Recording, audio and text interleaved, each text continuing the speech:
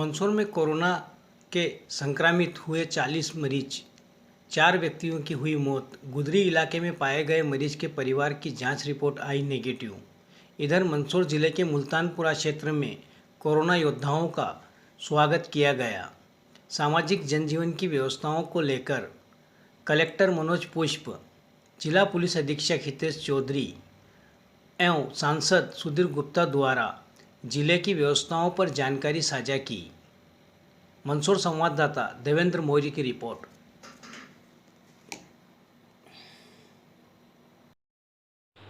देखिए, मंदसौर ज़िले के लिए एक बहुत बड़ी और पूरे देश के लिए समस्या है कोरोना वायरस।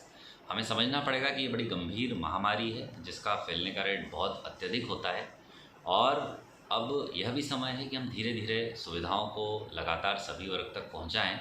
इसके लिए हमें कुछ व्यवहार अपना डेवलप करना पड़ेगा, बनाना पड़ेगा। हर व्यक्ति को समझना पड़ेगा कि अब दूरी ही ज़रूरी है और हम, चाहे कोई भी व्यापारी हो, चाहे कोई भी व्यक्ति हो, चाहे कोई भी परिवार हो, ये समझे कि हम खुद अब कहीं ना जाएं। अति आवश्यक हो तभी जाएं, जैसे ही जाएं वापस तुरंत आएं और घर में प्रवेश करने से पहले भी जो कोरोना को लेकर के प्रिकॉशंस हैं उनका पूरा ध्यान रखें।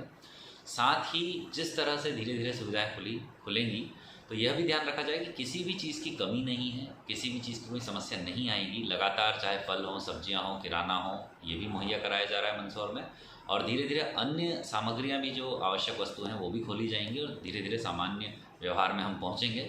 पर यह ज़रूरी है कि कंटेनमेंट जोन में और जहां गंभीर स्थिति है वहां बिल्कुल भी मूवमेंट नहीं रहे। जनता खुद भी समझे, हम भी उसका सख्ती से पालन कराएंगे।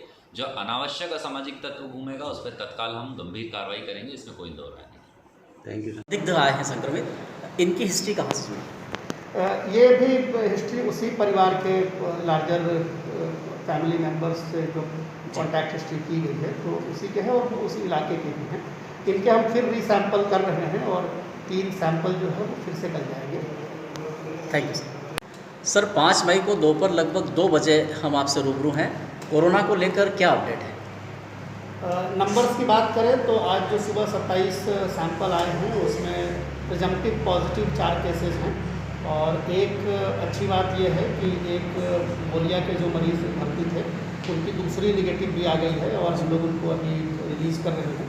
तो इस तरीके से ये अच्छी बात है कि जो हमारे पूर्व के जो मरीज़ थे वो सभी स्वस्थ होकर आज अपने घरों को वापस जा चुके हैं और जो लोग अभी हमारे पास भर्ती हैं और वो एक ही परिवार के सभी लोग हैं और हम लोग उनका ट्रीटमेंट लगातार कर रहे हैं, वो अच्छा रिस्पॉन्ड कर रहे हैं। उसमें से कोई भी अभी सिम्टोमेटिक नहीं है और हम लोग उम्मीद करते हैं कि जब इनकी भी जांच रिपोर्ट जाएगी तो ये नेगेटिव हो जाएगा।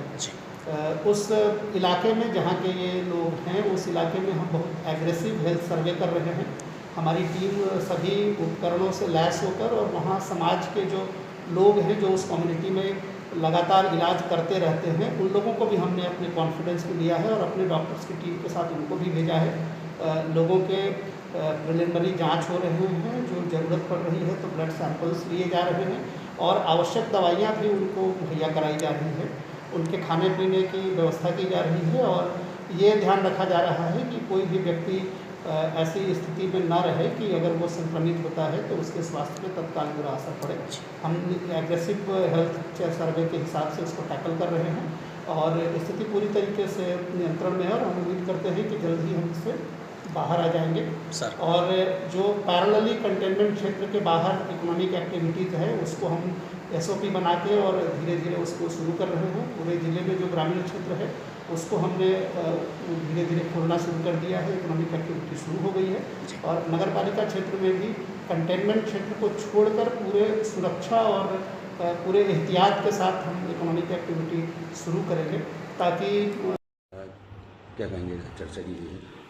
नहीं, सीधा सीधा है कि जब वैश्विक महामारी से सारा देश दुनिया उलझ रहा है तो अपने अपने क्षेत्रों में हम कैसे उससे बचाव करते हुए नित्य प्रति कौन सी चीज़ों का प्रयोग करें।